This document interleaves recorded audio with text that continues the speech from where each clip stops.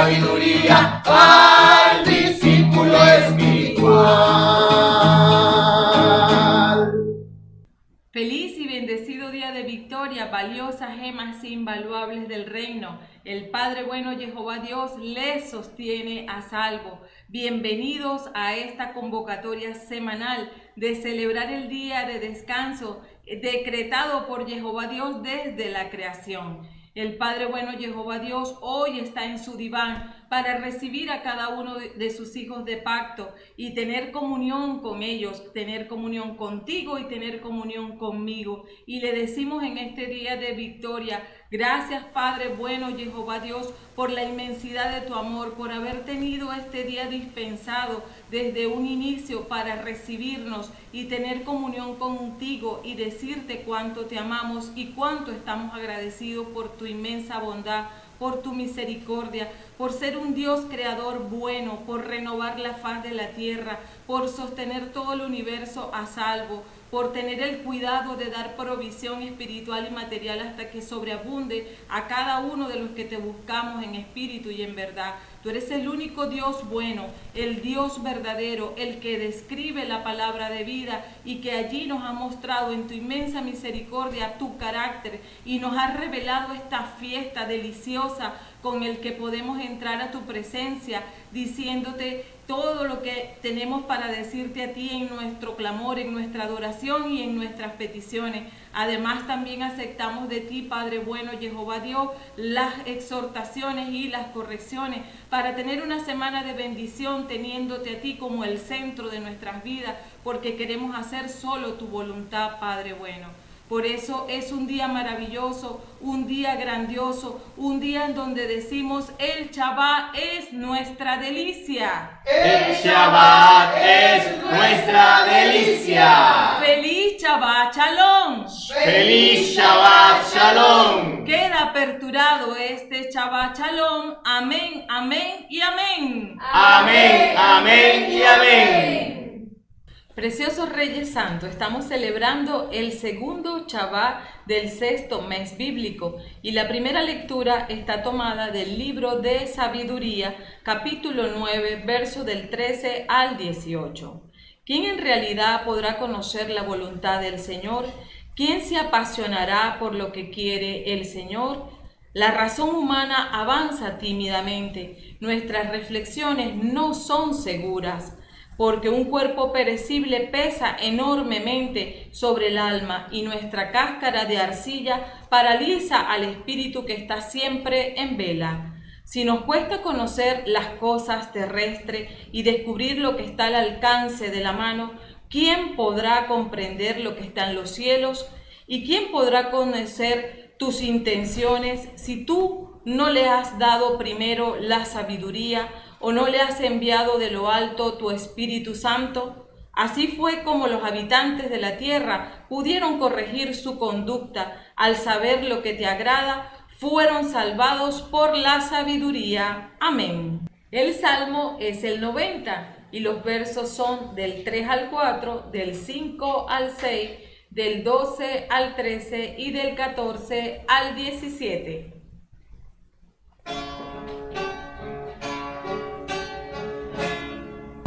Señor, tú has sido nuestro refugio de generación en generación. Señor, tú has sido nuestro refugio de generación en generación. Señor, tú has sido nuestro refugio de generación en generación. Que devuelves al polvo a los mortales y les dice, váyanse hijos de Adán. 1000 años para ti son como un día, un ayer, un momento de la noche. Señor, tú has sido nuestro refugio de generación en generación. Señor, tú has sido nuestro refugio de generación en generación. Tú los siembras cada cual a su turno, y al amanecer despunta la hierba. En la mañana viene la flor y se abre, y en la tarde se marchita y se seca. Señor, tú has sido nuestro refugio de generación en generación. Señor, tú has sido nuestro refugio de generación en generación. Enséñanos a calcular nuestros años para que nuestro corazón alcance la sabiduría. Vuélvete, Señor, ¿hasta cuándo? Compadécete de tus servidores. Señor, tú has sido nuestro refugio de generación en generación. Señor, tú has sido nuestro refugio de generación en generación. Cólmanos de tus favores por la mañana, que tengamos siempre risa y alegría. Haz que nuestra alegría dure lo que la prueba y los años en que vivimos la desdicha. Muestra tu acción a tus servidores y a sus hijos tu esplendor. Que la dulzura del Señor nos cubra y que Él confirme la obra de nuestras manos. Señor, tú has sido nuestro refugio de generación en generación. Señor, tú has sido nuestro refugio de generación en generación.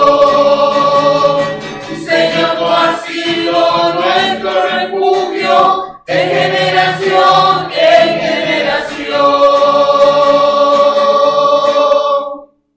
La segunda lectura es del apóstol San Pablo a Filemón y los versos son 9b al 10 y del 12 al 17. El rogante es Pablo, ya anciano y ahora preso por Yeshua HaMashiach, y la petición es para mi hijo Onésimo, a quien transmití la vida mientras estaba preso. Te lo devuelvo, recibe en su persona mi propio corazón. Hubiera deseado retenerlo a mi lado para que me sirviera en tu lugar mientras estoy preso por el Evangelio.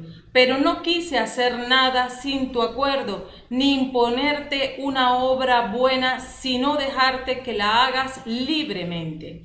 A lo mejor Onésimo te fue quitado por un momento para que lo ganes para la eternidad. Ya no será esclavo, sino algo mucho mejor, pues ha pasado a ser para mí un hermano muy querido, y lo será mucho más todavía para ti. Por eso, en vista de la comunión que existe entre tú y yo, recíbelo como a mí mismo. Amén. El Evangelio está tomado de Lucas 14, versículos del 25 al 33. Caminaba con Yeshua un gran gentío. Se volvió hacia ellos y les dijo: si alguno quiere venir a mí y no pospone a su padre, a su madre, a su mujer, a sus hijos, sus hermanos y hermanas, e incluso a su propia persona, no puede ser discípulo mío. El que no carga con su propia cruz para seguirme luego, no puede ser discípulo mío. Cuando uno de ustedes quiere construir una casa en el campo, no comienza por sentarse y hacer las cuentas para ver si tiene para terminarla, porque si pone los cimientos y después no puede acabar la obra, todos los que lo vean se burlarán de él, diciendo: ese hombre comenzó a edificar y no fue capaz de terminar. Y cuando un rey parte a pelear contra otro rey, ¿no se sienta antes para pensarlo bien? ¿Podrá con sus 10,000 hombres hacer frente al otro que viene contra él con 20,000? Y si no puede enviar mensajero mientras el otro está aún lejos para llegar a un arreglo. Esto vale para ustedes. El que no renuncia a todo lo que tiene no podrá ser discípulo mío. Amén. La ley espiritual del Evangelio de hoy está en los versos 26 y 27. Si alguno quiere venir a mí y no se desprende de su padre y madre, de su mujer e hijos, de sus hermanos y hermanas, e incluso de su propia persona, no puede ser discípulo mío. El que no carga con su propia cruz para seguirme, luego no puede ser discípulo mío. Los versos complementarios son en Sabiduría 9, el verso 18. Así fue como los habitantes de la tierra pudieron corregir su conducta al saber lo que te agrada. Fueron salvados por la sabiduría. En Filemón es el verso 16. Ya no será esclavo, sino algo mucho mejor, pues ha pasado a ser para mí un hermano muy querido, y lo será mucho más todavía para ti. Del Salmo 90 son los versos 16 y 17. Muestra tu acción a tus servidores y a sus hijos tu esplendor, que la dulzura del Señor nos cubra y que Él confirme la obra de nuestras manos. La ley y complemento sin referencia de citas bíblicas dice así: si alguno quiere venir a mí y no se desprende de su padre y madre, de su mujer e hijo, de sus hermanos y hermanas, e incluso de su propia persona, no puede ser discípulo mío. El que no carga con su propia cruz para seguirme luego, no puede ser discípulo mío. Así fue como los habitantes de la tierra pudieron corregir su conducta al saber lo que te agrada. Fueron salvados por la sabiduría. Ya no será esclavo, sino algo mejor, pues ha pasado a ser para mí un hermano muy querido, y lo será mucho más todavía para ti. Muestra tu acción a tus servidores y a sus hijos tu esplendor, que la dulzura del Señor nos cubra y que Él confirme la obra de nuestras manos. El título es el siguiente: crucificar al hombre carnal por el poder del Ruach HaKodesh vivifica en sabiduría al discípulo espiritual. Amén. Introducción. Básicamente, por ley, en la carne somos descendientes del primer Adán, y como tal por su pecado, al comer del árbol del conocimiento del bien mezclado con el mal. Toda la raza humana ha heredado la rebeldía por medio de la apertura de los sentidos carnales.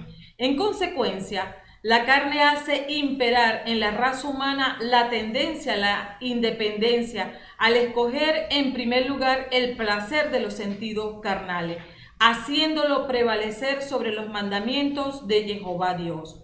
Ningún descendiente de Adán posee la habilidad, por justo que fuese, para liberar a la humanidad de la herencia del pecado plasmada en su genética. La muerte espiritual inhabilita la capacidad del Ruach HaKodesh para la restauración del hombre creado a imagen y semejanza de Jehová Dios. Sin embargo, Jehová en Génesis 3:15 establece por ley la enemistad entre la simiente de la mujer y la simiente de la serpiente, de tal forma que el cromosoma X queda libre de la maldición, porque Jehová hizo responsable al varón, quien recibió el primer mandamiento. Génesis 2, 16 al 17. Y Jehová Dios le dio al hombre un mandamiento. Le dijo: puedes comer todo lo que quieras de los árboles del jardín, pero no comerás del árbol de la ciencia del bien y del mal. El día que comas de él, ten la seguridad de que morirás.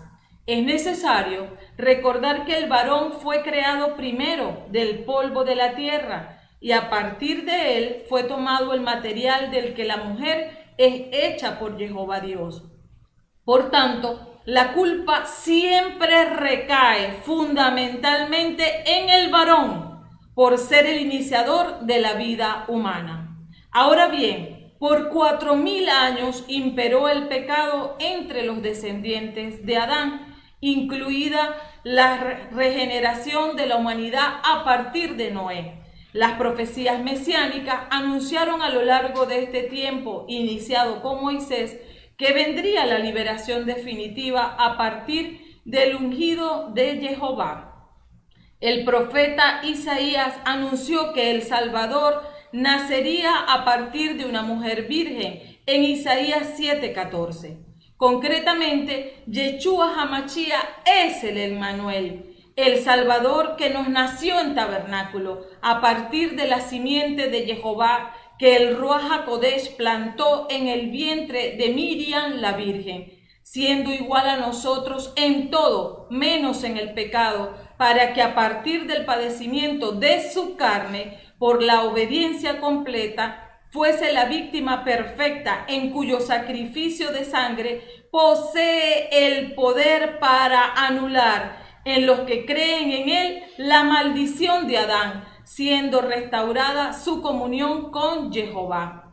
Romanos 5 del 17 al 21 nos explica: y si bien reinó la muerte por culpa de uno, y debido a uno solo, con mucha mayor razón, la vida reinará gracias a uno solo. Yeshua es todos aquellos que aprovechan el derroche de la gracia y el don de la verdadera rectitud. Es verdad que una sola transgresión acarreó sentencia de muerte para todo, pero del mismo modo, la rehabilitación merecida por uno solo procuró perdón y vida a todos. Y así como la desobediencia de uno solo hizo pecadores a muchos, así también por la obediencia de uno solo una multitud accede a la verdadera rectitud. Al sobrevenir la ley, el pecado tuvo más auge, pero donde abundó el pecado, sobreabundó la gracia. Y del mismo modo que el pecado estableció su reinado de muerte, así también debía reinar la gracia. Y después de restablecernos en la amistad con Dios, nos llevará a la vida eterna por medio de Yeshua HaMashiach, nuestro Señor. Yeshua en carne no procede de la simiente rebelde de Adán, proviene de la simiente de Jehová Dios, por lo que se tipifica como el segundo Adán, aunque está claro que existía junto a Dios antes que todas las cosas fueran creadas. Gestado en el vientre virginal de Miriam, mientras nosotros heredamos un alma humana caída por Adán. Yeshua posee alma espiritual, no contaminada por el pecado, con la mente, voluntad y emociones de Jehová Dios. Entonces, al proceder de la carne de Adán, irremediablemente heredamos la imagen distorsionada de Jehová en el cromosoma Y, contaminado por el pecado original del primer hombre, lo que implica que somos pecadores por ley, no por las obras que hacemos en principio. Simplemente nuestras obras de pecado contaminan aún más la genética que heredamos a nuestros hijos en carne. Ahora, ¿cómo nos libramos del pecado que por ley está impreso en nuestra carne? Romanos 8, del 1 al 5 nos da la respuesta. Ahora bien, esta condenación ya no existe para los que viven en Yeshua HaMashiach. En Cristo, la ley del Espíritu de vida te ha liberado de la ley del pecado y de la muerte. Esto no lo podía hacer la ley, por cuanto la carne era débil y no le respondía. Dios entonces quiso que su propio Hijo llevara esa carne pecadora, lo envió para enfrentar el pecado y condenó el pecado en esa carne. Así, en adelante la perfección que buscaba la ley había de realizarse en los que no andamos por los caminos de la carne, sino por los del Espíritu. Los que viven según la carne van a lo que es de la carne, y los que viven según el Espíritu van a las cosas del Espíritu. Hoy el Evangelio Yeshua nos expone como la ley, el requisito indispensable de vaciarnos del mundo, es decir, la moda con todas sus implicaciones en todas las áreas de la vida, de la carne, y esto es la influencia propia de la parentela en conjunto con todas las amistades, y el demonio, lo que representa toda acción que va en contra de los mandamientos del Creador. En la primera lectura se nos muestra un balance demostrativo que indica lo difícil que es para el hombre natural accesar a la sabiduría. La demanda de su carne para satisfacer su sentido son incesantes, por lo que el hombre común es propenso a abandonar el cultivo de la virtud de la palabra de Jehová Dios. En lo referente a la segunda lectura, se nos muestra el ejemplo de un siervo que escapa de su dueño y es tomado por el apóstol Pablo bajo su cobertura, acogiéndolo como un discípulo hasta mudar su carácter a un hombre espiritual, lleno de la sabiduría del Ruach HaKodesh, por lo que lo hace retornar a su dueño, pidiendo que ya no se le dé trato de esclavo, ya que fue transformado en discípulo de Yeshua HaMashiach.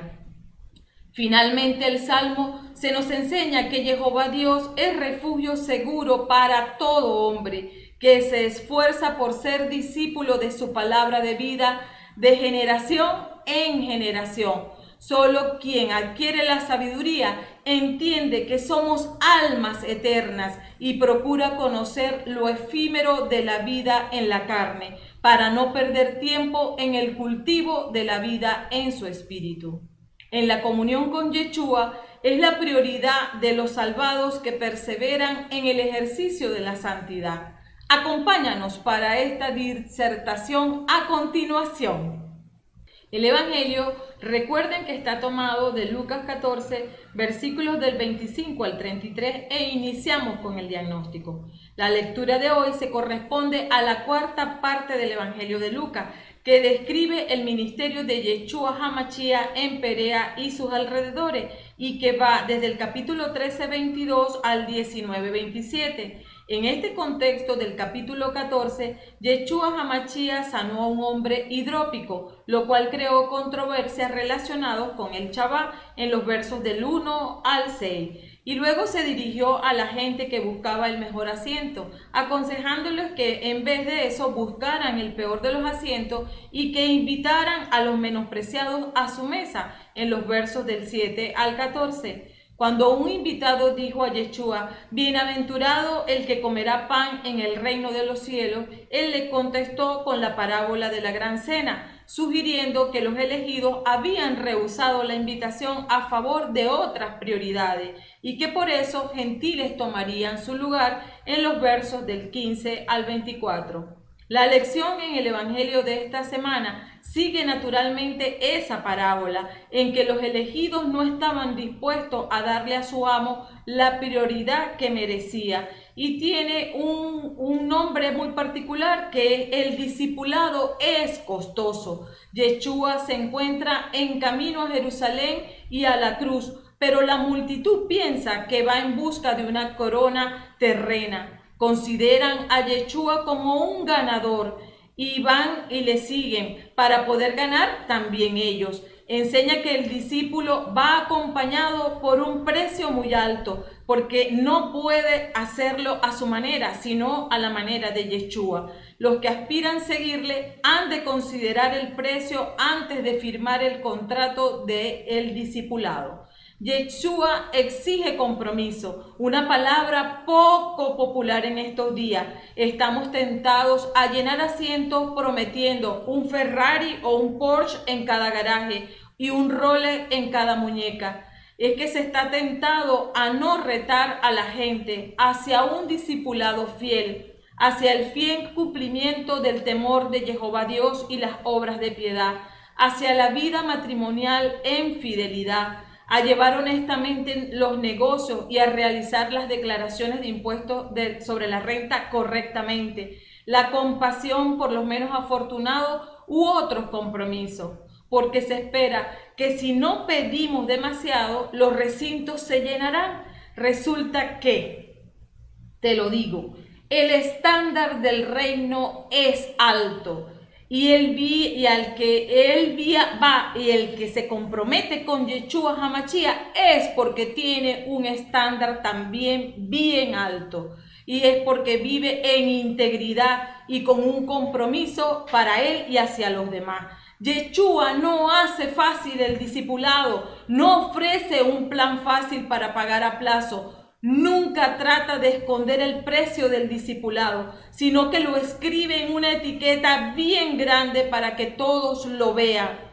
Pero Yeshua no requiere de los discípulos algo que él mismo no está dispuesto a dar antes. Porque en Lucas 9:51 nos dijo que Yeshua emprendió resueltamente el camino a Jerusalén, el lugar donde moriría en una cruz. Estudiaremos este evangelio en 5 porciones. La primera de ellas va del verso 25 al 27, y es que cualquiera que no carga su cruz camina con Yeshua al pie del discipulado. Caminaba con Yeshua un gran gentío. Este versículo es el 25a y marca una transición. Yeshua ha cenado en casa de un fariseo y sus declaraciones se dirigían al pequeño grupo reunida en esa ocasión. Ahora se dirige a grandes multitudes. El hecho de que viajen con él muestra su entusiasmo contagioso, pero Jehová Dios exige el primer lugar en nuestras vidas, y ese tipo de discipulado es costoso. Luego sigue en el primer verso de la ley espiritual, el verso 26. Si alguno quiere venir a mí y no se desprende, meseí, que significa odiar, desatender, ser indiferente a, de su padre y su madre, de su mujer e hijo, de sus hermanos y hermanas, e incluso de su propia persona, no puede ser discípulo mío. Este versículo es difícil de oír porque suena como algo que va en contra de la familia. Y es que en las últimas décadas hemos visto la decadencia de la familia tradicional, causada en gran parte por la incomodidad con el compromiso. Y parece que Yeshua ahora empeora las cosas. Sus palabras suenan irrespetuosas hacia los padres, creando conflicto con el sistema de valores. Pero esto es una exageración para causar un impacto. Yeshua no pide aborrecer a padre y madre, sino un compromiso que celebra sobre todo otro compromiso, incluyendo el de una familia. Aborrecer en este contexto no busca desarrollar disgusto hacia los miembros de la familia, sino que exige amarles menos que a Yeshua HaMashiach. Este término se usa en el Antiguo Testamento y lo podemos ver en Proverbios 13:24, en 2 de Samuel 19, verso 6, en Génesis 29, verso del 30 al 33, Malaquías 1, de 2 al 3, Deuteronomio 21, del 15 al 17, y en el Nuevo Testamento, en este mismo evangelio, lo conseguimos además en el capítulo 16, verso 13. Yeshua repite lo que hizo previamente con uno que quería ser discípulo. A ese hombre le dijo: las zorras tienen cueva y las aves de los cielos nido, mas el Hijo del Hombre no tiene a dónde reclinar la cabeza. En Lucas 9:57. A otro que primero quería enterrar a su padre, Yeshua le dijo: deja a los muertos que entierren a sus muertos. En el capítulo 9, verso 60. Y a uno que quería despedirse de su familia, Yeshua le dijo: ninguno que poniendo su mano en el arado mira atrás es apto para el reino de Dios. En el capítulo 9, verso 62. En su propia vida, Yeshua experimentó conflictos entre vocación y familia. Cuando le dijeron a su madre y hermanos que querían verle, que estaban allí afuera buscándole, él respondió: mi madre y mis hermanos son los que oyen la palabra de Jehová Dios y la ejecutan. En Lucas 8:21. Yeshua HaMashiach es Dios, y no darle la prioridad a ser su discípulo es despreciar nada más y nada menos que el primer mandamiento del Decálogo. Quien no se hace discípulo arriesga su destino en la vida futura. Recordemos que el único pecado de Opulón fue vivir para el placer de su sentido, y eso le valió la condenación eterna. En el verso 27, que es el siguiente de la ley espiritual, el que no carga con su propia cruz para seguirme luego no puede ser discípulo mío. Y en el versículo 26, Yeshua pidió aborrecer hasta la propia vida. Ahora pide llevar nuestra cruz, el instrumento de nuestra muerte. Lucas escribe a cristianos que saben lo que significa cargar una cruz, la mortificación de los sentidos carnales. Para la persona que espera un discipulado light, las palabras de Yeshua sobre cargar la cruz serían preocupantes, pero para la iglesia de Lucas, que experimenta rechazo, persecución y que mueren crucificados, estas palabras confirman sus sacrificios. En la parte 2 de los versos 28 al 30 dice por título: ¿quién de ustedes queriendo edificar una casa? Y es que el verso 28 nos dice: cuando uno de ustedes quiere construir una casa en el campo, no comienza por sentarse y hacer las cuentas para ver si tendrá para terminarla. El discípulo de Yeshua no es cualquiera, es uno que está consciente que el precio es su propia vida. Esto implica que continuamente debe estar dispuesto a renunciar a todas aquellas cosas que Jehová Dios le muestre en su palabra que no tolera entre los que aspiran a una comunión directa con Él. En esta metáfora, Yeshua dice a sus discípulos: siéntate y mira si puedes permitirte seguirme, porque el seguirme tiene un precio que pagar y te lo digo, es alto. Cuando una familia inicia una reforma o reparaciones en su hogar, generalmente el daño causado por la corrosión es mayor de lo que se evidencia a simple vista. En mi casa, mi esposo inició la restauración de unas columnas en la sala, pero a medida que se iba haciendo las pruebas, la reforma llegó a extenderse a todas las habitaciones. En un abrir y cerrar de ojos, mi casa se convirtió en una zona de guerra, montoncitos de escombro por todos lados. No podíamos encender los aires acondicionados porque tapaban los filtros por el tanto polvo que había en el ambiente. Hubo que colocar cobertores sobre los muebles y sobre todos los equipos para protegerlos del polvo. Todo el día andaba yo con un coleto húmedo para recoger el polvo que se asentaba en el suelo. Un violento cambio en la rutina familiar que tuvimos que asumir para la restauración de las columnas en casa. Ahora, terminado el tiempo de la reforma, estábamos súper contentos, casi que estábamos estrenando una casa nueva, pero mientras duró la reforma hubo que, primero, el invertir en materiales que no fueron estimados en un principio.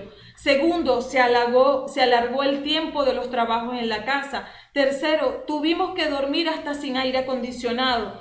Cuarto, sin privacidad tuve que dormir en mi habitación. ¿Por qué? Porque la puerta fue temporalmente removida por los trabajos que ameritaba el marco. Al final, escúchame bien, valió la pena porque pagamos el precio. Y se trata de eso, entiende lo que te voy a explicar. No te miento, es cuesta arriba ser transformado por la palabra de Jehová Dios, pero los resultados rinden con creces. Te voy a decir que la vida eterna por todo lo que se crucifica en la carne.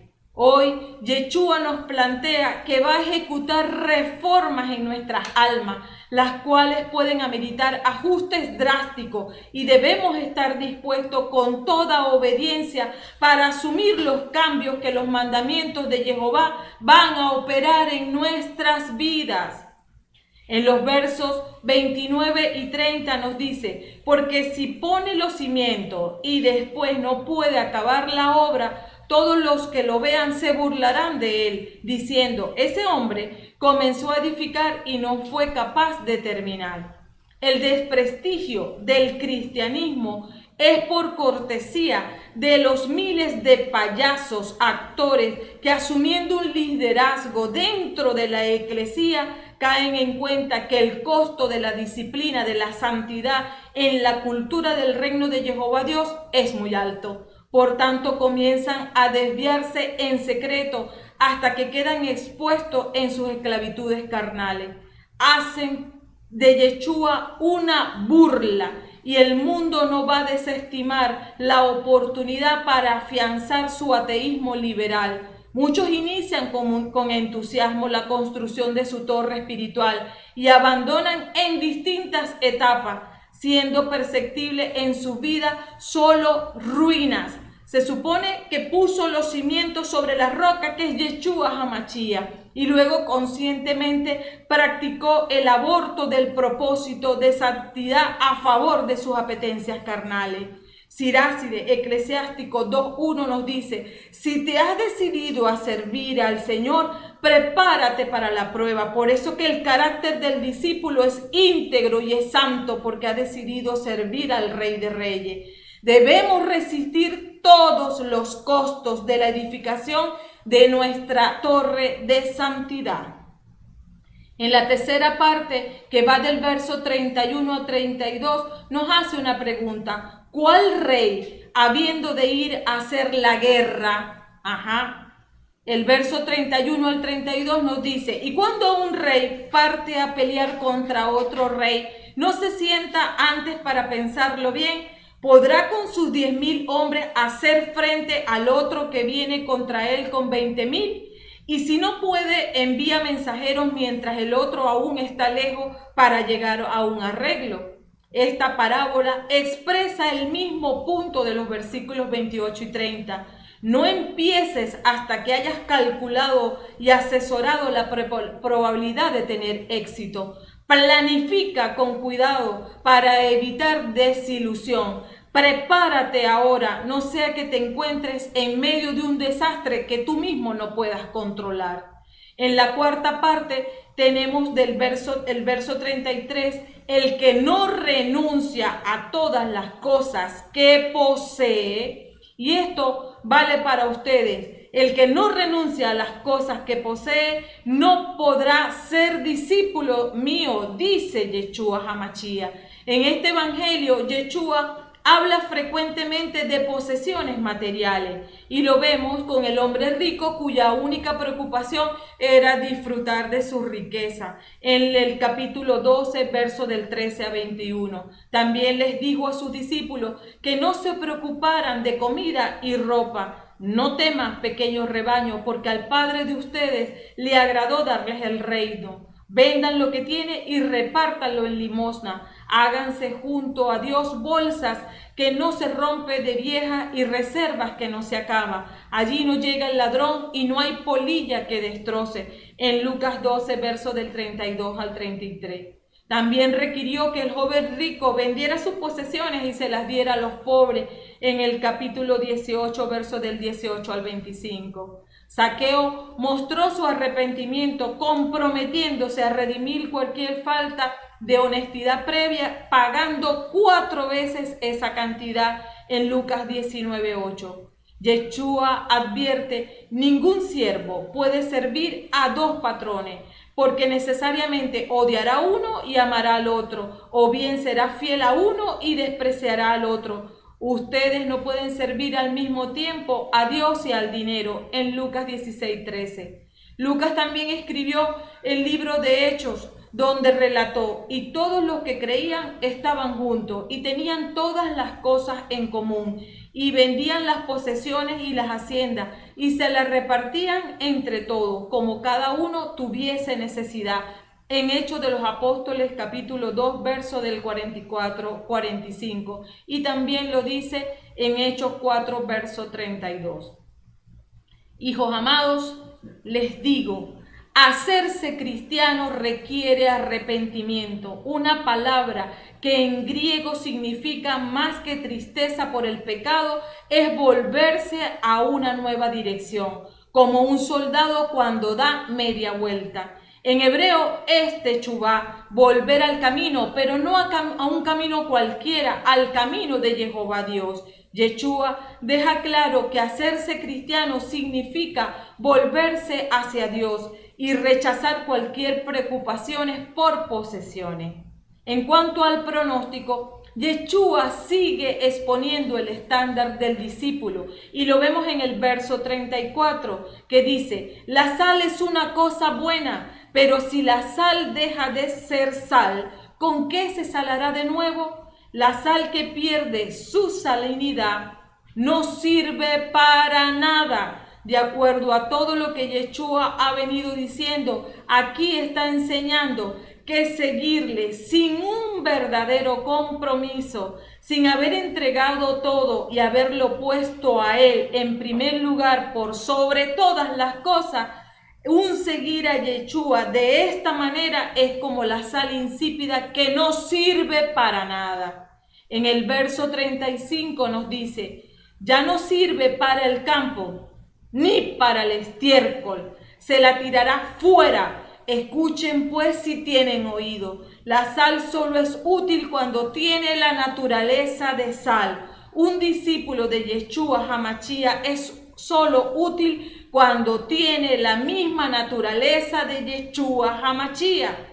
Primera de Juan 2, del verso del 5 al 6 nos dice, y vean cómo conoceremos que estamos en Él. Si alguien dice, yo permanezco en Él, debe portarse como Él se portó. O sea, que no hay un ser discípulo a media. La falta de estima por Yeshua y su palabra hace que ni para el estiércol el discípulo insípido sea útil. O sea, ni para el estiércol, ni para el basural, un discípulo que no se compromete es útil. El discípulo es la sal de la tierra, nos lo enseña el propio Yeshua en Mateo 5, verso 13a, cuando disputa las tentaciones con el enemigo. Y lo es, tienen que entender lo que lo es, porque puede dar sabor del reino a todo su entorno, al ser de influencia, pero si pierde su capacidad de manifestar el evangelio con obras y con palabra, entonces dejaría de ser sal, se convierte en un antitestimonio, en un anticristo. Por tanto, un discípulo que no se sumerge y practica la palabra, poco a poco va perdiendo su semejanza con Yeshua HaMashiach y regresa, te digo una cosa, a una condición peor. Yeshua promete que el compromiso recibirá recompensa, porque nos dice, yo les aseguro que ninguno dejará casa, esposa, hermanos, padres o hijos a causa del reino de Dios, sin que reciba mucho más en el tiempo presente y en el mundo venidero la vida eterna. Así nos lo dice en el propio Evangelio de Lucas, capítulo 18, versos del 29 al 30. En cuanto al control del pronóstico, este Evangelio ha enseñado que como discípulos de Yeshua HaMashiach debemos saber y poner por obra 5 verdades. Primero, nuestro patrón de santidad no está basado en modelos concebidos según Adán. Ya lo advierte el profeta Jeremías en el capítulo 17, verso 5. El Señor dice, maldito aquel que aparta de su corazón y que pone su confianza en los hombres y en ello busca su apoyo, sino en el modelo por excelencia de Yeshua HaMashiach, que hizo siempre la voluntad del Padre.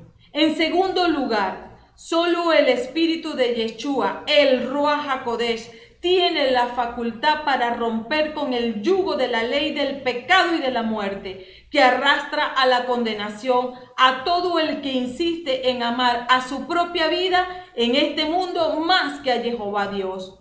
En tercer lugar, quien no nace de nuevo del agua y del Espíritu para perseverar en santidad, en la doctrina de Jehová Dios, apartado de la corriente de este mundo, es un muerto viviente, es un cadáver que se arriesga todos los días para probar la muerte eterna. En cuarto lugar, el discípulo comprende que vivir en la cultura del reino consiste en dar el primer lugar a la palabra de Jehová Dios, hasta el punto de no limitar nuestro servicio por el capricho de nuestros afectos parentales, que nos tientan de continuo para colocar la obediencia al justo juez en segundo lugar.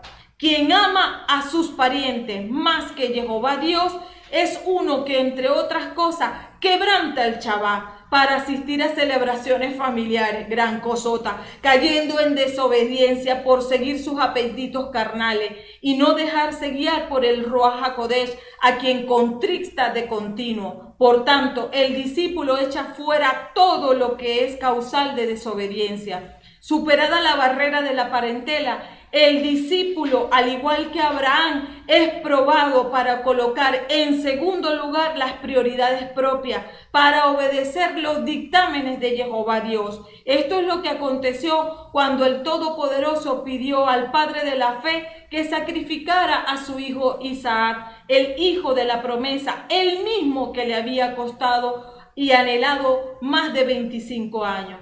En quinto lugar, predicar el evangelio libre de exigencia, sin cruz, pone en juego la salvación de las almas y tendrán que pagar. Amén. En cuanto a la primera lectura, recuerden que es de Sabiduría 9, versos del 13 al 18, e iniciamos rápidamente con el diagnóstico. El autor de Sabiduría se dirige en primer lugar a los judíos de Alejandría con el fin de mantener firme a los judíos en su fe, frente a un ambiente tan adverso, con la esperanza de un más allá más feliz, como premio a su fidelidad. Y en segundo lugar, anima a volver al recto sendero a los que, llevados por el deseo de una vida más cómoda, renegaron de la fe de sus padres, poniéndoles de relieve la suerte de los impíos y el tremendo castigo que les espera. El libro de la Sabiduría comprende tres partes claramente distintas. La primera, que va de los capítulos del 1 al 5, considera la sabiduría desde el punto de vista moral y manifiesta los beneficios que percibirán quienes sigan sus enseñanzas y las consecuencias fatales que sufrirán quienes las desprecian, exhortando vivamente a todos los mortales a seguir los caminos que ella señala. La segunda parte va de los capítulos 6 al 9, muestra la sabiduría desde el punto de vista intelectual y habla de su origen, naturaleza y propiedades, presentando en unos capítulos la revelación en el Antiguo Testamento respecto de la sabiduría divina, donde se enmarca la lectura de hoy. Y la tercera parte va de los capítulos 10 al 19. Que es de tipo histórico práctico, confirma los efectos de obrar en sabiduría y las consecuencias de su ausencia, basado en la historia de Israel, en contraste con los pueblos egipcios, cananeos y sodomitas. Se dirige de modo especial a los reyes, advirtiéndoles que han de dar cuenta estrecha al Señor de los ejércitos de su poder y poniéndoles como modelo al rey Salomón, que pasó a la posterioridad como el rey sabio por excelencia, y también a los paganos para que admiten la doctrina judaica y apartarles de la idolatría. A esta segunda finalidad es seguramente debido el hecho de que el sabio evita en el libro toda cuestión de pureza legal, manteniéndose en los puntos sustanciales de la ley. El capítulo 9 es una plegaria a Jehová Dios para obtener sabiduría, siendo una ampliación de lo que hizo Salomón a Jehová después de ofrecer el gran holocausto que le conmovió. Se distingue tres partes en ella. La primera va del verso 1 al 6 y allí invoca a Dios e implora humildemente la sabiduría. La segunda va del 7 al 12 e indica los motivos por los que necesita de ella. Y la tercera va del 13 al 18 y confiesa que si el Señor no la concede, no es posible obtenerla. Es justo en esta tercera parte que discurre la lectura de hoy, donde el rey sabio vuelve los ojos a su condición humana para poner de manifiesto la importancia del ser humano para alcanzar la sabiduría, lo que justifica más la necesidad de la plegaria. ¿A quién? A Jehová Dios. Importa especialmente al rey conocer la voluntad de Dios, pero el hombre no puede conseguirla con su inteligencia humana. Requiere de la luz de la sabiduría divina. Es por ello que reyes de Israel acudían en sus dudas a la tienda del tabernáculo, al tabernáculo mismo, para recibir iluminación de lo alto. En los versos 13 y 14, ¿quién en realidad podría conocer la voluntad del Señor? ¿Quién se apasionará por lo que quiere el Señor? La razón humana avanza tímidamente, nuestras reflexiones no son seguras. El autor expone que los pensamientos de los mortales son inseguros y sus cálculos aventurados. Cree obrar bien siguiendo criterios propios para más tarde reconocer que no hizo la voluntad de Jehová Dios, que ésta manifiesta ¿dónde? En los mandamientos, que aún conociéndolo muchas veces no sabe discernir qué es lo que va a hacer. La dificultad de remontarse por encima de las cosas de la tierra para poner el espíritu y el alma en los cielos ha sido constatada por los moralistas en todos los tiempos. El apóstol Pablo así lo refiere en Romanos 7:24. Infeliz de mí, ¿quién me librará de este cuerpo de muerte? En el verso 15 nos dice, porque un cuerpo perecible pesa enormemente sobre el alma y nuestra cáscara de arcilla paraliza al espíritu que está siempre en vela. Cuerpo perecible, llama el autor a nuestro cuerpo, con la que se expresa el carácter efímero y transitorio de nuestra vida sobre la faz de la tierra. Lo que aquí afirma el autor de la sabiduría sobre el alma y el cuerpo es una consecuencia del pecado original, en el que el hombre perdió el don de la integridad, con lo que su vida se convirtió en una lucha entre un espíritu que tira hacia arriba, hacia Dios, mientras el cuerpo por los sentidos impone servidumbre al alma, cuyas tendencias inclina hacia las cosas sensibles y terrenas. Primera de Corintios 5, verso del 1 al 5, nos dice: sabemos que si nuestra casa terrena, o mejor dicho, nuestra tienda de campaña, llega a desmontarse, Dios nos tiene reservado un edificio no levantado por mano de hombre, una casa para siempre en los cielos. Por eso suspiramos y anhelamos el día en que nos ponga esa morada celestial por encima de la actual. Pero ¿quién puede saber si todavía estaremos vestidos con este cuerpo mortal o ya estaremos sin él? Si mientras estamos bajo tiendas de campaña sentimos peso y angustia, no querríamos que se nos quitase este vestido, sino que nos gustaría más que se nos pusiese el otro encima y que la verdadera vida se tragase todo lo que es mortal. Ha sido Dios quien nos ha puesto en esta situación al darnos al Espíritu como un anticipo de lo que hemos de recibir. De modo que es preciso un esfuerzo grande para mantener siempre en alto al espíritu, para no dejarlo arrastrar y encadenar por las inclinaciones sensibles y terrenas del cuerpo, que dificultan el conocimiento de las verdades naturales y más todavía el de las sobrenaturales. En los versos 16 y 17 nos dice: si nos cuesta conocer las cosas terrestres y descubrir lo que está al alcance de la mano, ¿quién podrá comprender lo que está en los cielos?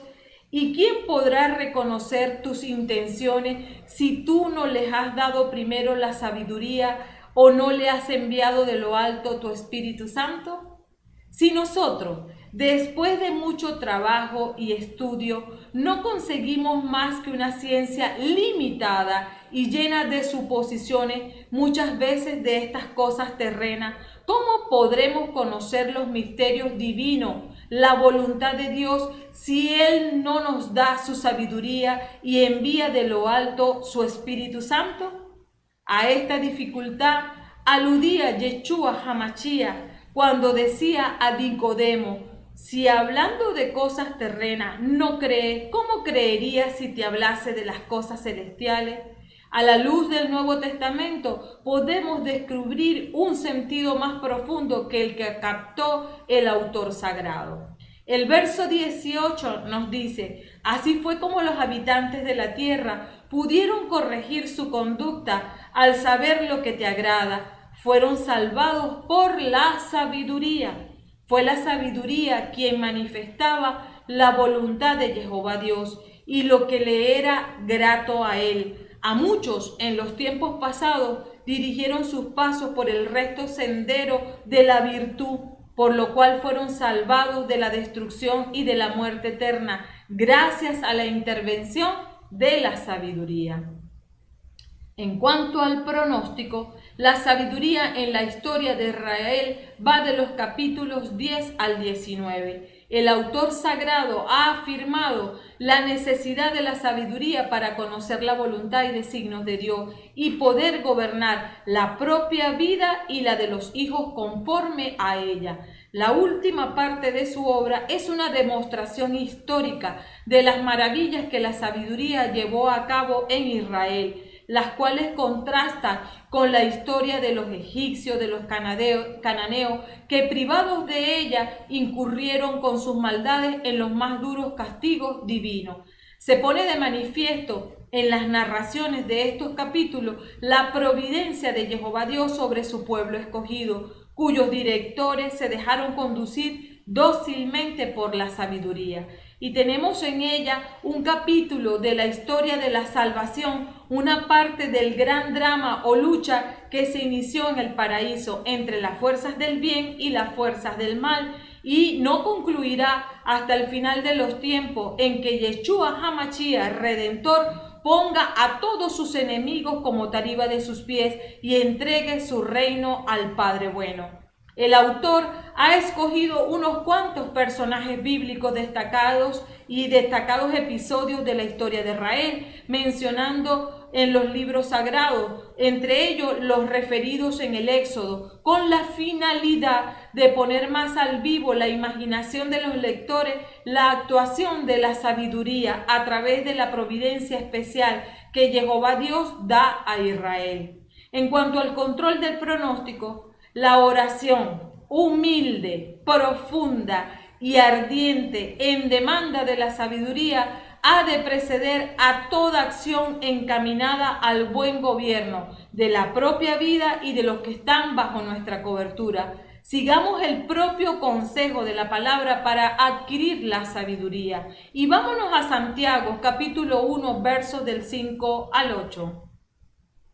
Y escúchenme bien. Si alguno de ustedes ve que le falta sabiduría, que se la pida a Dios, pues da con agrado a todos sin hacerse rogar. Él se la dará, pero hay que pedir con fe sin vacilar, porque el que vacila se parece a las olas del mar que están a merced del viento.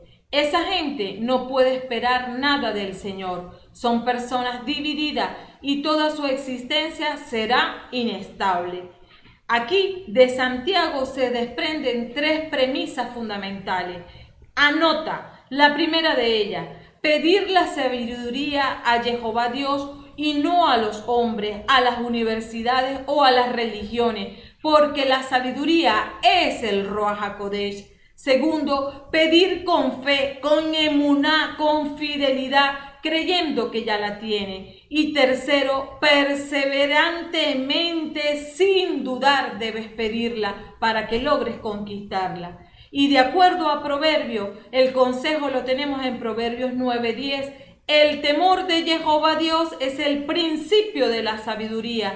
Conocer al que es santo, eso es inteligencia. Y aquí lo que nos está diciendo el proverbio es que la adoración, la obediencia y el servicio a Jehová Dios sea lo primero en todo en tu vida. Porque adoración en hebreo es shahat, postrarse. Y lo vemos en Mateo 4:10, ves, adorarás al Señor tu Dios y a Él solo servirá. Es una actitud reverente siempre delante de Jehová Dios. Obediencia en hebreo es shema, oír para poner por obra. Y lo demuestra bien claro Lucas en Hechos 5, verso 32. Nosotros somos testigos de esto y lo es también el Ruach HaKodesh que Dios ha dado a los que obedecen. Entonces, un requisito sine qua non, y escúchame bien, que tienes que tener para que el Ruach HaKodesh habite en ti es ser altamente obediente, porque resiste a un alma rebelde.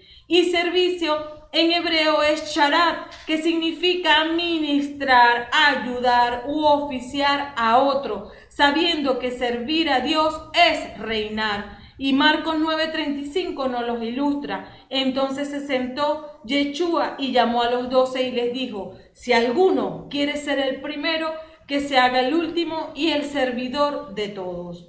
También tenemos otra enseñanza en Proverbios 11:2. Donde hay soberbia, allí habrá ignominia, mas donde hay humildad, habrá sabiduría. Ser humilde es caminar bajo la autoridad de quien te conduce a la salvación. Solo hay victoria en el que obedece, en el que reconoce la autoridad legal que Jehová Dios ha impuesto sobre su vida. Amén. En cuanto a la segunda lectura, recuerden que está tomada de Filemón 9b al 10 y del 12 al 17. Iniciamos el diagnóstico. Para comprender Filemón es necesario estudiar el contexto histórico, político y social de la época. Pablo estuvo preso en Roma en el año 60 y en este contexto ocurren los hechos de esta carta, cuando el emperador romano era Nerón, que reinó del 54 al 68 después de Cristo. El reinado del Nerón al principio fue pacífico y próspero bajo el consejo de algunos personajes como Seneca. Pero en el año 59 asesinó a su madre y comenzó a vaciar las arcas del Estado, descuidando la vida política, y recurrió a la violencia para llenarla. Incurrió en el odio al Senado, a quienes asesinaba y robaba sus propiedades. En el año 64 hubo un incendio y él acusó a los cristianos de ese incendio, y a partir de ese momento fueron perseguidos, en especial en Roma y sus alrededores. Eso también lo pueden constatar en Primera de Pedro, capítulo 4, versos del 12 al 18. Los excesos de Nerón le hicieron impopular y tuvo varios intentos de asesinato. Huyó de Roma y pidió a uno de sus libertos que le asesinara. En esta época gobernaba en Judea Herodes Agripas II, que en la revuelta del 56 se puso de acuerdo y de parte de los romanos, y había una constante tensión entre Roma y el pueblo judío, y hubo muchos brotes de resistencia. Los sumos sacerdotes, para colmo, eran avaros y crueles, y los gobernadores romanos déspotas. Este periodo fue un periodo de muchos cambios, inestabilidad, corrupción y persecución de la iglesia. Socialmente se desarrolla la carta con el trasfondo de los oscuros antecedentes de la esclavitud. Había aproximadamente 60 millones de esclavos en el Imperio Romano y la población total no excedía los 120 millones. En la época de Pablo, un esclavo era un objeto y la esclavitud era algo común y corriente. Se normaliza como una realidad cotidiana, económica y social que Pablo no podía cambiar. ¿Pero qué podía hacer Pablo? Pablo podía mostrarle a los esclavos y a sus amos cómo comportarse entre sí como personas redimidas por Cristo. En el mundo greco-romano, los esclavos fugitivos constituían un problema muy grande, y no solamente para los dueños de los esclavos, sino también para la administración pública. Se dice que en Roma tenía la fama de ser un lugar habitual de refugio de los esclavos fugitivos, y había un cuerpo policial sumamente poderoso que los perseguía y a todos los esclavos fugitivos, y eran tan poderosos que cualquier transgresión contra ellos acarreaba la pena de muerte. El esclavo, y tenemos que tener claro cuál es su contexto, cuál es su manera de ser para la época, debía obedecer las órdenes de su amo. No tenía derecho a ningún tipo de compensación por cualquier daño que sufriera. Los castigos no tenían límite, por la más mínima ofensa podían darle muerte. Los acaudalados podían contar con varios centenares de esclavos y los hogares relativamente modestos podían tener de 2 a 3 esclavos. La calidad de vida del esclavo doméstico, ¿de qué dependía? Del buen o mal temperamento de su amo. En cuanto a esta carta de Filemón, el destinatario de la carta es Filemón, aunque también se nombra a Apía, que es la esposa de Filemón, y a Arquipo, que es su hijo, y a toda la iglesia. Es el escrito más breve del apóstol Pablo, pero muestra una gran ilustración de la gracia y del perdón en la Biblia, de parte de quienes han encontrado al Dios verdadero, a Jehová Dios. Preso de Cristo, aquí Pablo muestra su humillación frente a Yeshua HaMashiach, de manera que cuando su voluntad sea que esté en la cárcel, estará en la cárcel, y cuando su voluntad sea que esté fuera de la cárcel, estará en libertad, en señal que le pertenecía solo a él. Es una de las epístolas de la prisión, junto con cuáles, con Efesios, Filipenses y Colosenses. Y dijo el apóstol después y el hermano Timoteo, esto significa que él no solo era el hermano de Filemón y de Pablo, sino también el hermano suyo.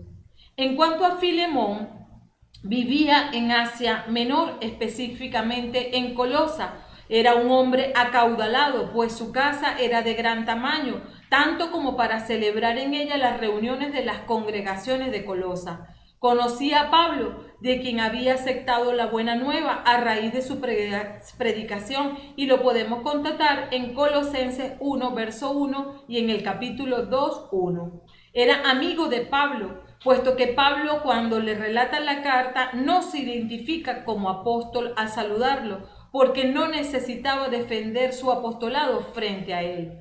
Pablo oraba constantemente por Filemón, así lo expresa el verso 4, y era testimonio de fe hacia Yeshua y hacia los otros creyentes, lo manifiesta el verso 5.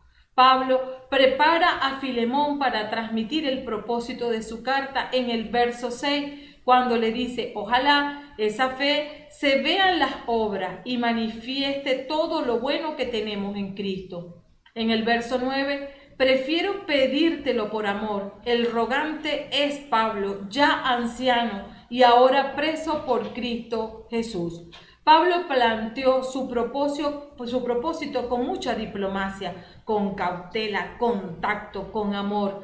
Hace su pedido a favor de Onésimo, basado en 3 puntos. Primero, apeló al amor fraternal entre él y Filemón como creyente en Yeshua HaMashiach. Segundo, Pablo, ya anciano, y tenemos que detenernos aquí a estudiar esta frase. Pablo tendría alrededor de unos 60 años de edad y se considera anciano por el sufrimiento atravesado como apóstol del Cristo. ¿Será eso? Y les digo que de seguro no es por la edad. Dice Job, verso 12:12. No se halla entre ancianos la sabiduría y la inteligencia donde hay muchos años. Aquí se trata de la ancianidad por los sentidos espirituales, tan ejercitados que no procura más que hacer la labor del evangelio, aún a costa de todo lo que en su vida ha perdido, hasta el punto de estar ya preso en Roma. Entonces se pone de manifiesto, lo que te pediré no son sandeces de muchacho. Le imprime el peso de la autoridad espiritual que tiene el apóstol Pablo. Y 3, se presentó como prisionero de Yeshua, por lo que evidentemente no podía presentarse personalmente ante Filemón para plantearle su pedido. Expuesta su presentación, él continúa en el verso 10. Y la petición es para mi hijo Onésimo, a quien transmití la vida mientras estaba preso. O sea, lo que te voy a pedir no es para mí. Pablo no estaba casado, pero tenía muchos hijos. Llamó hijos también a Timoteo, a Tito, a todos los cristianos de Corintio y a los de Galacia. Y aquí está llamando hijo a Onésimo. Estos eran sus hijos espirituales. Pendiente allí, ustedes, hijos amados espirituales. Había conducido a Onésimo al Señor, aun cuando él mismo en ese tiempo era un prisionero. Y no debemos saltar el versículo 11, que aunque no está en la lectura, es fundamental, donde continuó diciendo, leamos: este Onésimo por un tiempo no te fue útil, pero ahora te va a ser muy útil, como lo ha sido para mí. Y es que el significado de la palabra Onésimo es útil. Así es que Pablo estaba haciendo un juego de palabras. Como esclavo, Onésimo no había sido muy útil, no trabajaba como deseara hacerlo, sino porque era un esclavo. El apóstol está cumpliendo con una antigua ley griega heredada por los romanos, que permitía que cualquier esclavo fugitivo tuviera derecho de asilo, que podía ser el hogar de una familia. Entonces, el cabeza de la familia estaba obligado a darle protección a ese esclavo, mientras lo persuadía de que regresara con su amo. Si el esclavo se negaba a volver a irse a que su amo, el cabeza de la familia ponía al esclavo en subasta y le daba el monto por el esclavo a su antiguo dueño. Pablo estaba enviando de regreso a Filemón, pero ahora como un creyente, como un discípulo, y por eso le dice, ahora te va a ser de utilidad. Sin embargo, no quiero que lo recibas como un esclavo. Y en los versículos 12 y 13, él expone, te lo devuelvo, recibe en su persona mi propio corazón. Hubiera deseado retenerlo a mi lado para que me sirviera en tu lugar mientras estoy preso por el Evangelio. No era inusual que un esclavo fuera crucificado por ofensas menores que escaparse. De allí la intercesión de Pablo a Filemón, que recibiera a Onésimo como si estuviera recibiéndole a él mismo. El apóstol admitió que le hubiera gustado retenerlo a Onésimo a su lado porque necesitaba a alguien allí para servirle en la precaria situación en la que se encontraba en la cárcel.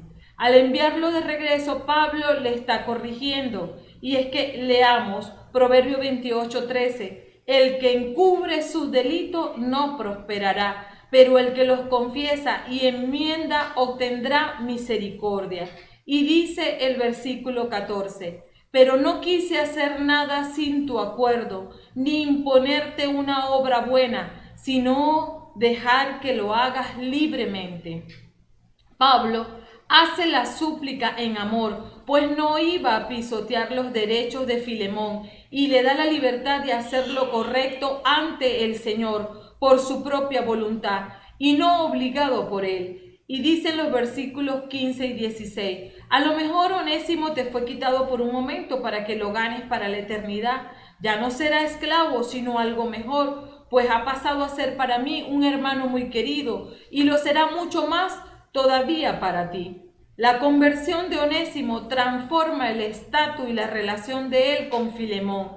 De acuerdo con la ley romana, era un esclavo, pero de acuerdo a la ley del espíritu de vida, ha sido liberado de la ley del pecado y de la muerte, como lo profesa el apóstol Pablo en Romanos 8:2. Pablo le presenta a Onésimo como nueva criatura a Filemón, por tanto, ya no como un esclavo, sino como un hermano. Detrás de la súplica de Pablo está la súplica de Yeshua Cohen Godol al Padre a favor del pecador que confía en él como su Salvador. Reafirma el apóstol en el verso 17. Por eso, en vista de la comunión que existe entre ti y yo, recíbele como si fuera yo. La petición de Pablo ante Filemón es poderosa. Yo sé que este hombre ha fallado al pacto y que merece castigo, pero este esclavo es mi hijo, así que si lo castigas a él es como si me castigaras a mí.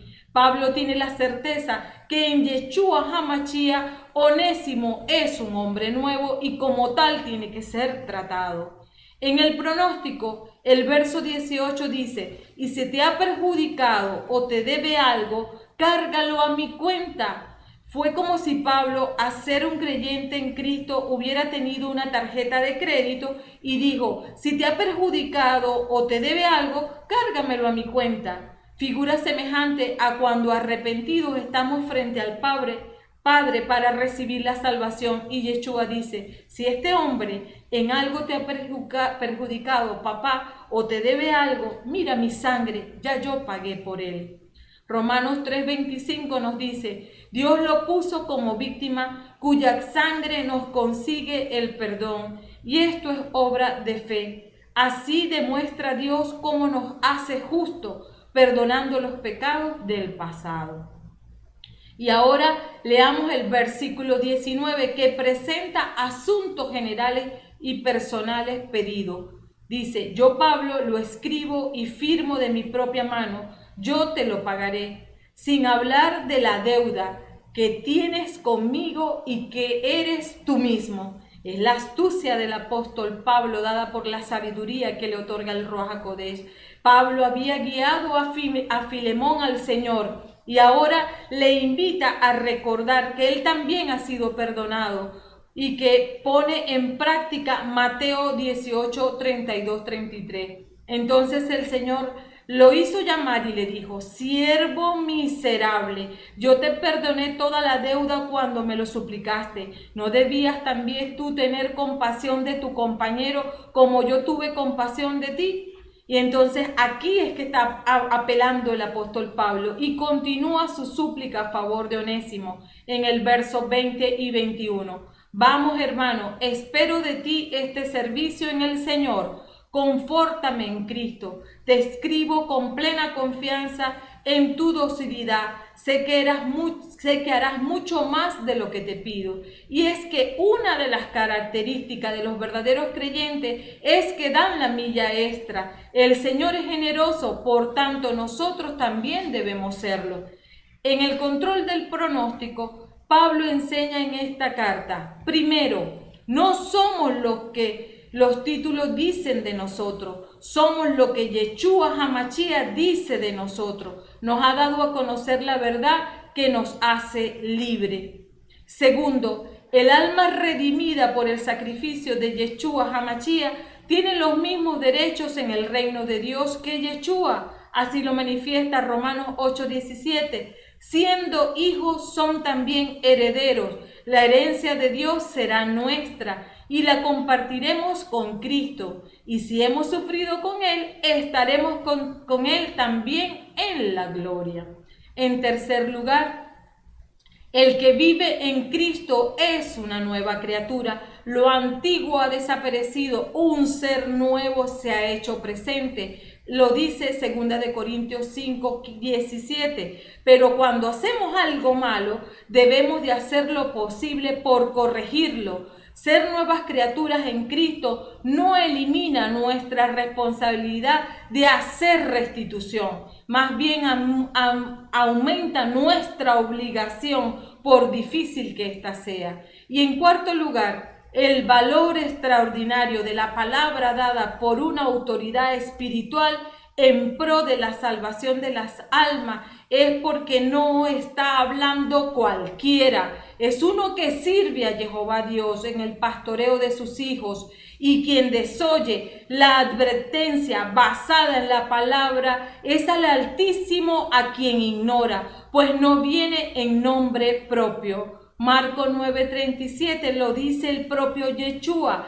el que recibe a un niño como este en mi nombre, me recibe a mí, y el que me recibe a mí, no me recibe a mí, sino al que me ha enviado. Amén. En cuanto al Salmo, recuerden que es el 90, los versos del 3 al 4, del 5 al 6, del 12 al 13 y del 14 al 17. El Salmo 90, el único salmo adjudicado a Moisés, es un discurso excelente sobre la naturaleza humana de acuerdo con la cosmovisión bíblica. Y es que nos habla de la finitud. En los versículos 3 al 6 declaran lo siguiente acerca de la naturaleza finita y transitoria del ser humano. Dice así: tú que devuelves al polvo a los mortales y le dices: váyanse, hijos de Adán, 1000 años para ti son como un día, un ayer, un momento de la noche. Tú lo siembras cada cual a su turno, y al amanecer despunta la hierba. En la mañana viene la flor y se abre, y en la tarde se marchita y se seca. Se revela que somos seres finitos. No podemos superar nuestras limitaciones básicas, no podemos eliminar por completo nuestra falta de experiencia a los límites de nuestro intelecto, no podemos cambiar lo que recibimos desde la cuna, ni nuestro legado étnico, ni muchas otras facetas y debilidades de nuestra identidad personal. No tenemos la cantidad ni la calidad de conocimiento, ni mucho menos el carácter de Jehová Dios.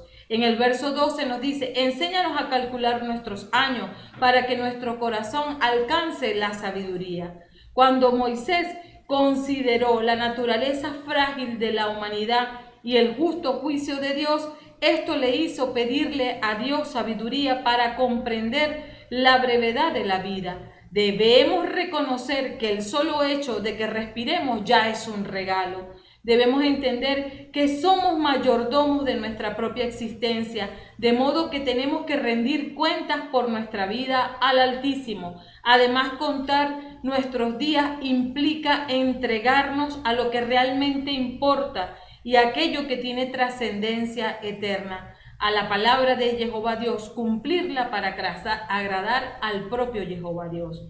En los versos del 13 al 17, Moisés hace una oración por misericordia y bendición a Jehová Dios. Y dice el verso 13: vuélvete, Señor, ¿hasta cuándo? Compadécete de tus servidores.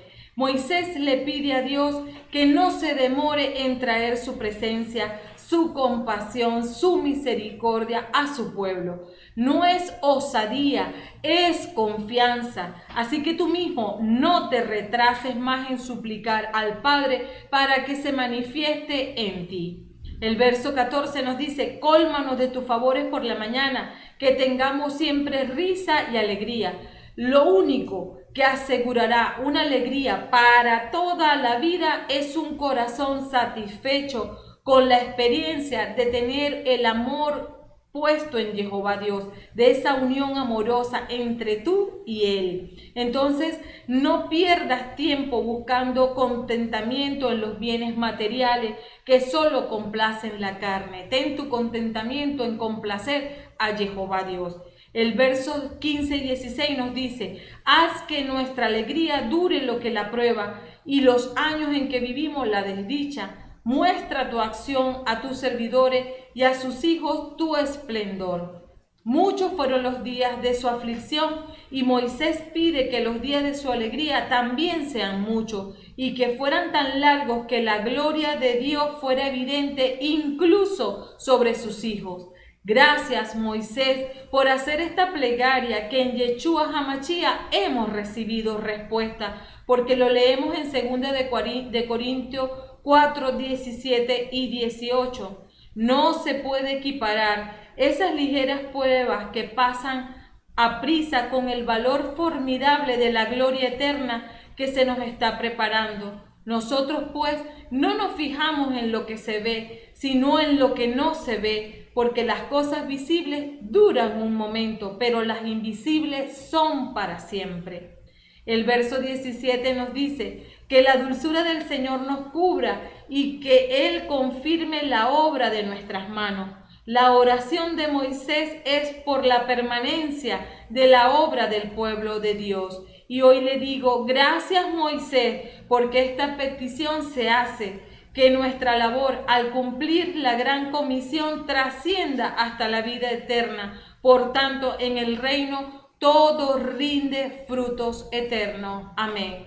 Hijos amados, en cuanto a la conclusión, todo el que se resiste a vivir como discípulo de Yeshua HaMashiach está muerto irremediablemente en sus pecados, por muy bueno que se aprecie a sí mismo, por cuanto no hay salvación para quien vive siendo indiferente a la doctrina del amado esposo de la Iglesia. Tenemos el mandato de amar al prójimo, y no se engañe, hijos amados, si ustedes A todas las personas que dicen conocer no les han compartido la buena nueva de la salvación, porque no les han amado como Yeshua HaMashiach lo ordena, aunque ellos sean tu papá, tu mamá, tus hermanos, tus hijos y demás familiares, incluso compañeros de trabajo y amigos de común. La salvación está dispuesta solo para los que habitan en continua comunión espiritual con el amado Yeshua HaMashiach. En Apocalipsis, el Rey resucitado reprende en todas las iglesias a aquellos que no han desarrollado total dependencia espiritual al Logo y al Rema. Recordemos que sin santidad nadie verá a Jehová Dios. Aunque estemos en medio de una sociedad donde abunda el pecado, aún en nuestro círculo familiar, no quiere decir que sea tolerado por Jehová Dios. Recuerden el juicio en los tiempos de Noé. Todos se encargaban de sus asuntos hasta que se desató el diluvio y todos murieron en sus iniquidades y en sus asuntos.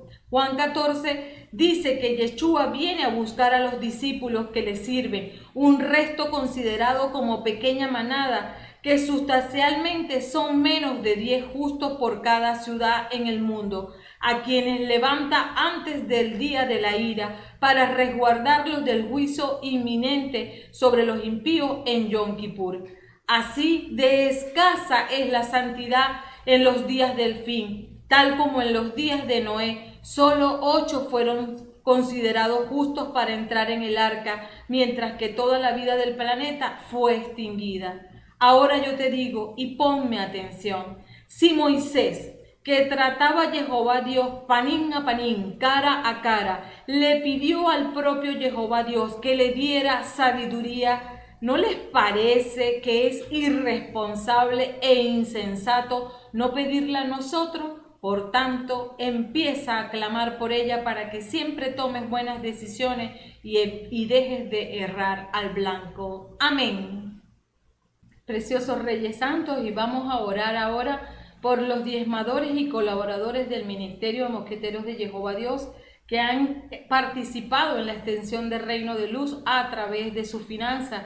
Y le digo al Padre bueno, Padre Santo, bueno y fiel Jehová Dios, ten en cuenta esta oración a favor de cada uno de los diezmadores y colaboradores y ríndeles frutos extravagantes por su inversión en el reino, para que siempre tengan abundancia de todo bien espiritual y material, y que sea para ellos de mucha bendición la administración de su finanza, que se les multiplique de manera sobrenatural y extravagante, que disfruten días plenos de la abundancia que solamente tú das, porque tu reino es de multiplicación. Cubre los Padres Santos del maligno para que jamás sean tocados, y ayúdalos con una doble unción del poder de tu Santo Espíritu para que tengan el amor, poder y dominio propio de hacer siempre tu voluntad.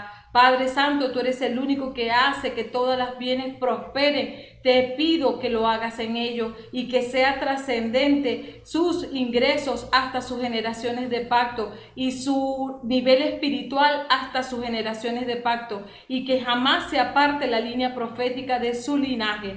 Todo esto te lo pido, Padre amado, en el nombre de Yeshua HaMashiach, de quien soy, a quien sirvo. Amén, amén y amén.